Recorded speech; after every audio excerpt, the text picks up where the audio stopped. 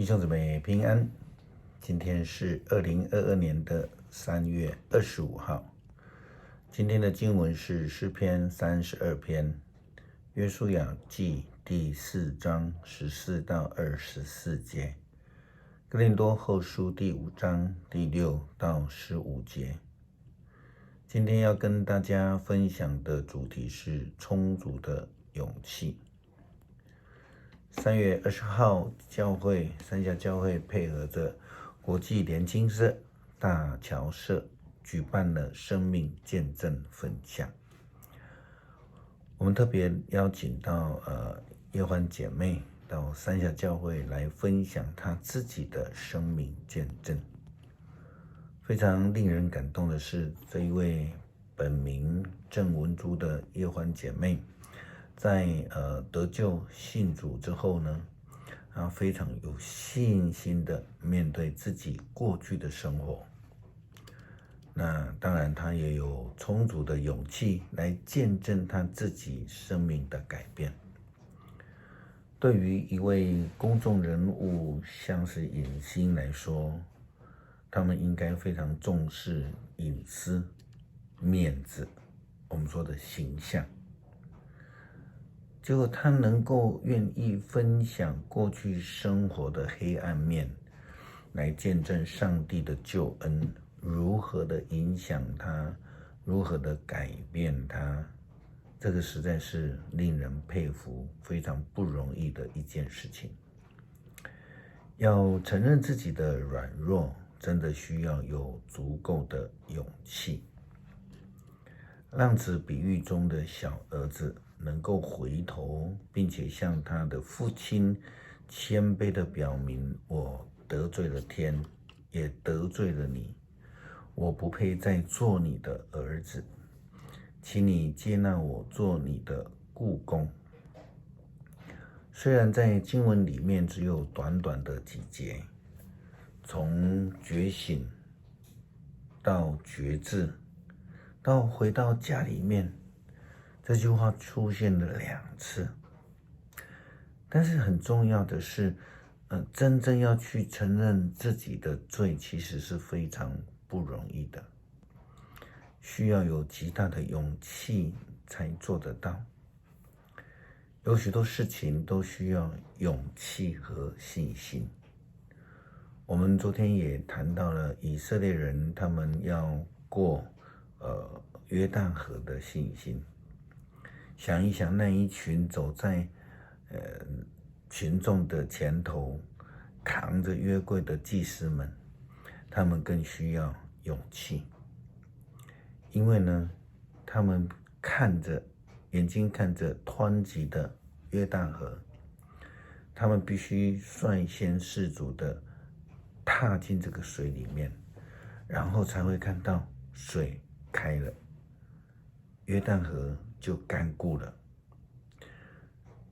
约书亚形容说得很轻松，他说：上主，你们的上帝使横在你们前面的约旦河干固，知道你们都走过去，正像他当年使红海干固，让我们走过去一样。但是我们想一想，那一些担任第一个顺位就是扛着约柜的这些祭司，相信在他们的心理上一定有极大的困难。必须要有这样的一个勇气，他们才能够带领以色列人一起去经历上帝特别的恩典，主的神迹。他们立了12块约旦河底的石头，作为祭坛的石头，为的是要纪念上帝的救恩，并且将这个生命的经历传承下去。约书亚把那从约旦河取来的12块石头立在那里。21节，他对以色列人说：将来你们的子孙问起，这些石头是纪念什么的，你们要告诉他们，以色列人曾走过没有水的约旦河河床。由于这件事，天下万民都会知道上主的能力强大，而你们也更要永远敬畏上主你们的上帝。如同耶欢姐妹她的见证一样，非常有勇气的见证了自己所经历的过去，还有上帝的救恩，以及他生命的改变。信心和勇气是很难分别的两个概念，但都一样的重要。有坚定的信心，有充足的勇气，我们才能够去经历上帝的恩典，才能看到未来的希望。保罗告诉哥林多教会的基督徒，第6节说，所以我们常有充足的勇气，我们知道，只是还住在身体里，我们便远离了主为我们预备的住处，因为我们活着是凭着信心，而不是凭着眼见。我们有充足的勇气，情愿离开这地的身体，跟主一起居住。更重要的是，无论在这地上的身体里，还是穿上属天的身体，我们都要讨主的喜悦，因为我们都必须站在基督面前，受他审判。每一个人会按照肉身的行为，或善或恶，接受报应。追求属灵的生命需要勇气的，需要坚定的信心，否则就会如同许多人一样，只想躲在安乐窝里，不想要离开。但是保罗告诉我们，我们必须要有充足的勇气，才能离开所习惯的肉体生活，去追求属灵得救的生命。进入属灵的生活，就如同浪子一样，他回转，回到进入上帝的家，跟上帝再度的复合，与主有和好的关系。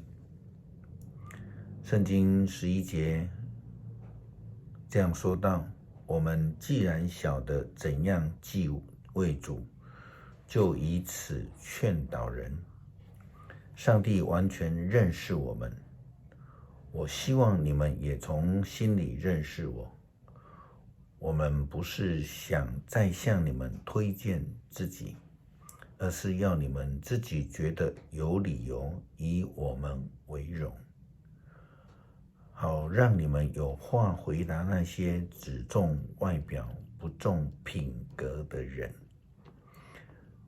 这样子我们就知道，我们不再是为自己而活，就像保罗所说的，我们是为了主而活，也为彼此而活，如同主耶稣基督也为了众人而活一样。